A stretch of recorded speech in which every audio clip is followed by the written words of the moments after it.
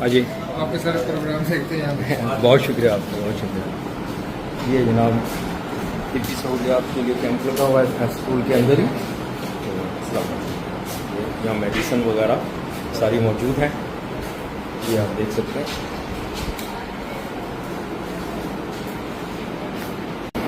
یہ جناب دوسرے کمرے میں لائف اسٹاک کے لیے جانوروں کے لیے ادویات وغیرہ موجود ہیں. آپ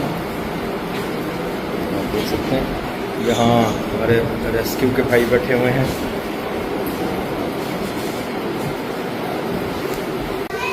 یہ جناب سالن روٹی کا بندوبست ہے ان متاثرین کے لیے، سیلاب متاثرین کے لیے گورنمنٹ کی طرف سے. یہ آپ دیکھ سکتے ہیں بہترین کھانا یہاں موجود ہے اور یہ بھی تقسیم ہوگا.